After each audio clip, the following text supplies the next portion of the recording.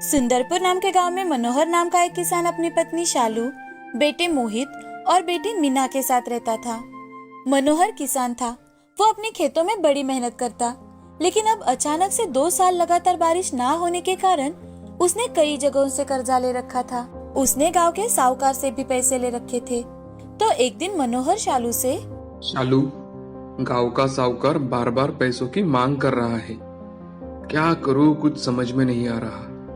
परसों तक मोहलत दी है उसने, और अगर पैसे ना दिए तो ना जाने क्या कर बैठेगा। मनोहर के ऐसे कहते ही शालू एक डिब्बा खोलती है और उसमें से झुमके निकालकर, मेरे तो सारे गहने बेच दिए हैं हमने, लेकिन हाँ, मीना के लिए मैंने 3 साल पहले रमेश काका के खेतों में जा जाकर झुमके बनवाए थे। अगर आप वो बेच दो तो। इस साल तो ऐसे ही है, किसी के खेतों में पानी ना होने के कारण कोई काम नहीं है। लीजिए, बेच दीजिए इन्हें। लेकिन बड़ी मुश्किल से तो तुमने ये झुमके खरीदे हैं। अब अगर ये भी बेच दिए तो उसकी शादी के लिए हमारे पास क्या बचेगा? हम उसकी शादी कैसे कर पाएंगे? आप बिल्कुल चिंता मत करो, सब कुछ ठीक हो जाएगा। देखना, इस बार जरूर अच्छी बारिश होगी और फिर हम सबका कर्जा भी चुकता कर देंगे। और हमारी मीना के लिए झुमके ही क्यों, बाकी के गहने भी बनवाएंगे। ठीक है, जैसा तुम कहो। अब मनोहर दूसरे ही दिन साहूकार के पास जाता है और वो झुमके बेच देता है। तभी साहूकार उसके पैसे निकालते हुए, मनोहर, तूने मेरे पहले पैसे तो दे दिए हैं, लेकिन उसमें भी अभी 5,000 रुपए बाकी है। लेकिन चल, अगर तुझे चाहिए तो मैं तुझे 6 महीने के लिए और कुछ पैसे दे सकता हूँ। जी, ऐसा हुआ तो बड़ी मेहरबानी होगी माए बाप आपकी। अब मनोहर अगले साल के बीज खरीदने के लिए फिर से साहूकार से पैसे लेता है और दूसरे ही दिन से अपने खेत साफ करना शुरू कर देता है। पहली बारिश आते ही गांव के सारे किसान बीज बोना शुरू कर देते हैं, लेकिन इस साल फिर से बारिश कहाँ गायब हो जाती है पता ही नहीं चलता। तो सारे गांव में फिर से बीज बोने का संकट फैल जाता है, लेकिन दूसरा कोई रास्ता ना होने के कारण सभी लोग बीज बोते हैं। दूसरी बार बीज बोने का भी कोई फायदा नहीं होता, क्योंकि इस साल फिर से सूखा पड़ जाता है और उनकी सारी फसल खराब हो जाती है। तो एक दिन सुबह सुबह लोग जाग ही रहे थे कि तभी सुधा के घर से जोर जोर से रोने की आवाज आने लगती है। हे भगवान, ये सब क्या हो गया हमारी जिंदगी में? आप हमें छोड़कर क्यों चले गए? आपने ऐसा क्यों किया? आप तो इस संसार से मुक्त हो गए। आपके पीछे हम भी तो थे, हमें भी थोड़ा थोड़ा जहर दे दिया होता तो हम भी आपके साथ आते। हमें अकेला क्यों छोड़ा? क्यों? सुधा का रोना सुन सारा गांव एक जगह इकट्ठा हो जाता है और वहाँ पर चर्चे शुरू हो जाते हैं। आखिर करता भी क्या? साहूकार से लिया कर्जा इतना बढ़ गया था कि उसे आत्महत्या करनी ही पड़ी। अरे भाई, गांव में तो हर किसी की यही परिस्थिति है, लेकिन आत्महत्या करना ये क्या सही बात है? गांव में बातें हो ही रही थी कि तभी चरण नाम का एक लड़का भागते हुए वहाँ आता है और वो एक आदमी से, चाचा जल्दी चलो ना मेरे साथ, मेरे पापा कल शाम से घर नहीं आए, कहीं उन्होंने, चलो ना चाचा। और 2-3 लोग मिलकर चरण के साथ उसके खेत में जाते हैं।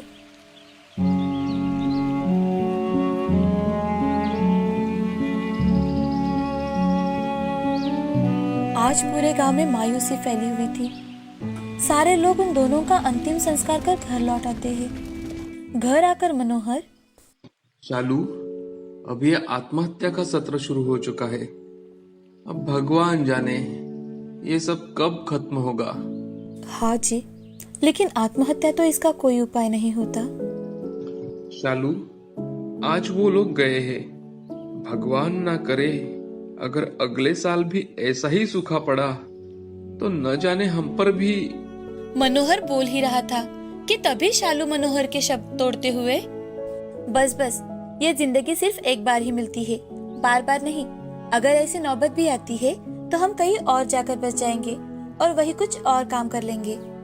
अब सभी मन ना होते हुए भी थोड़ा बहुत खाना खाकर सो जाते हैं।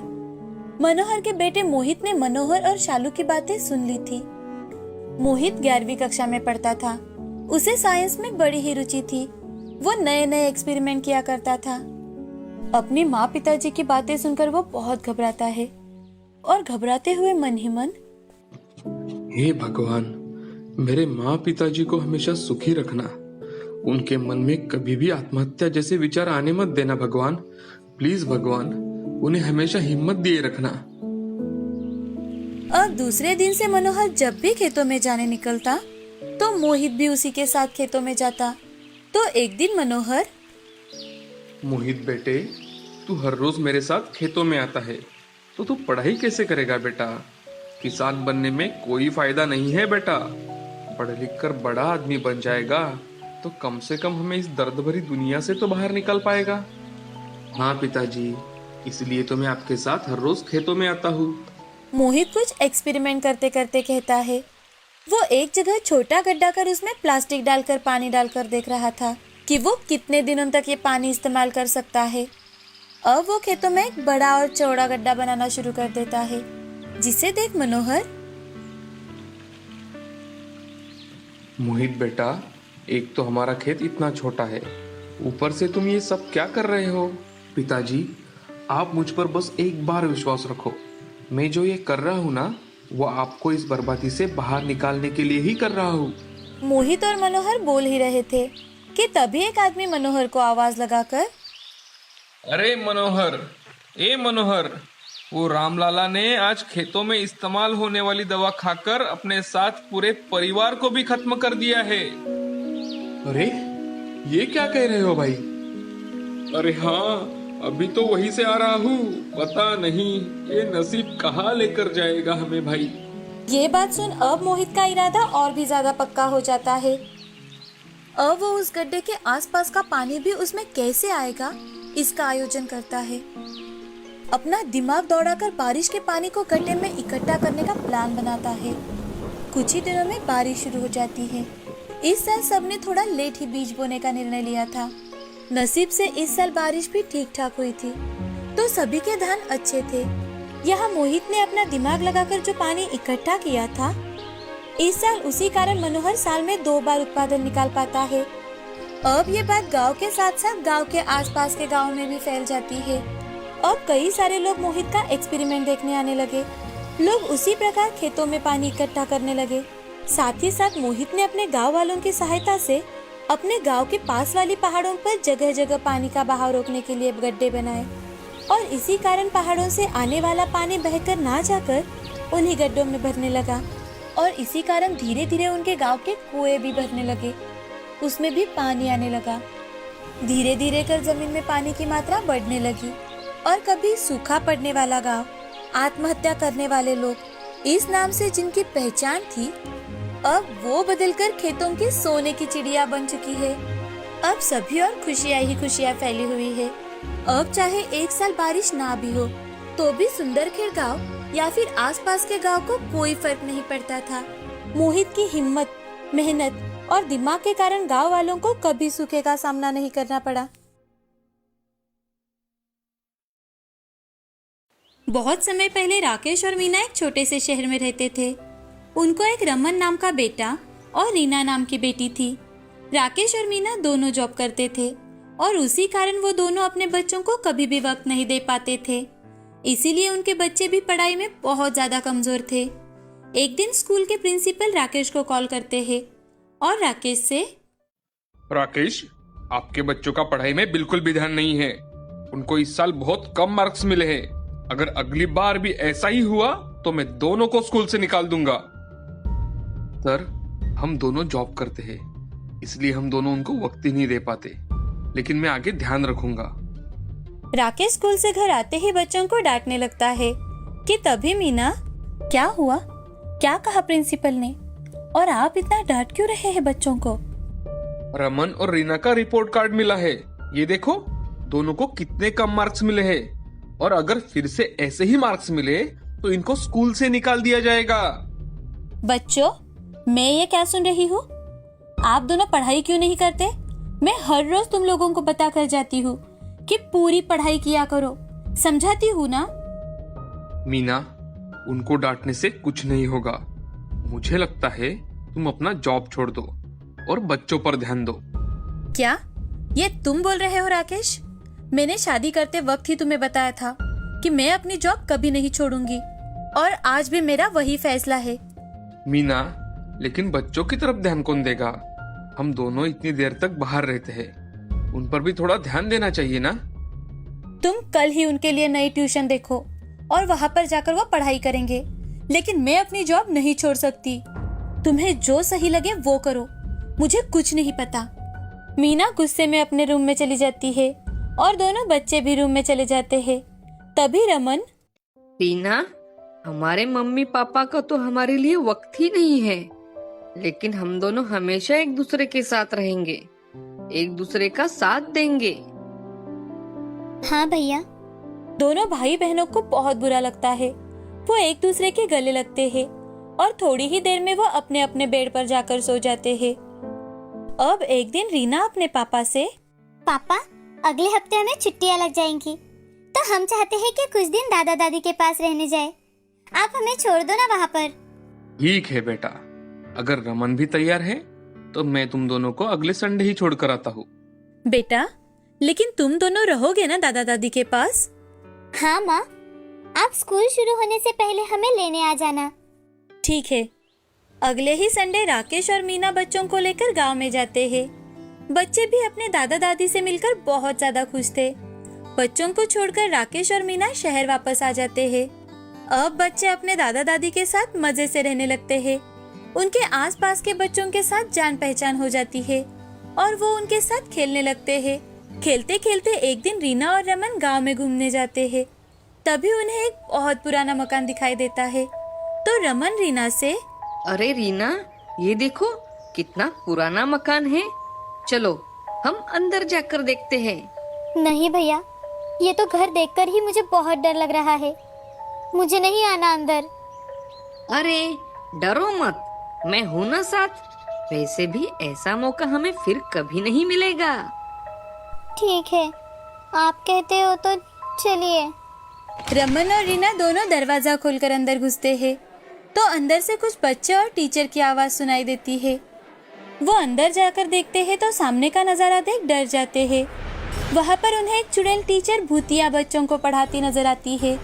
वो दोनों बहुत डरे हुए थे कि तभी भूतिया टीचर बच्चों से, आओ आओ रमन, रीना, अभी क्लास शुरू होने वाली ही है, चलो क्लास में जाकर बैठो।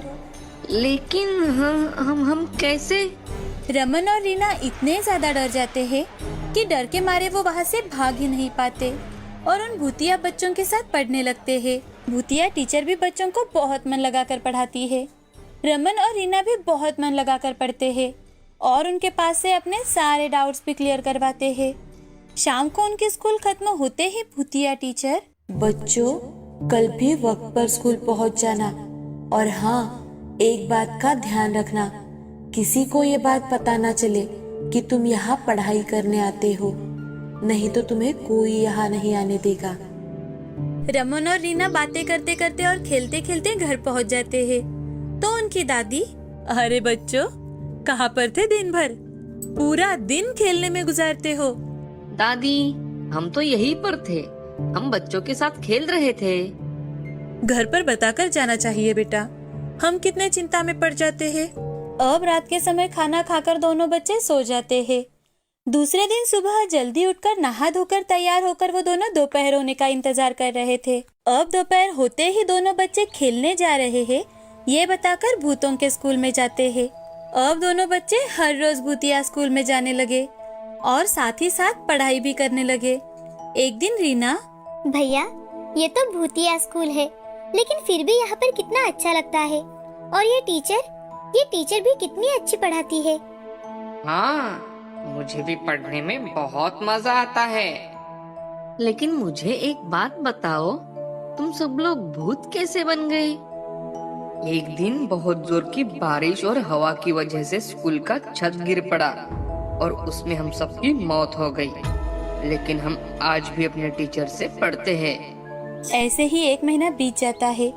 अब बच्चों का शहर लौटने का वक्त आता है तो वो भूतिया स्कूल में आकर बच्चों और टीचर से अलविदा कहते हैं। शहर जाते ही रमन और रीना का स्कूल फिर से शुरू हो जाता है। उनकी पढ़ाई में तरक्की देख उनके टीचर भी हैरान रह जाते हैं।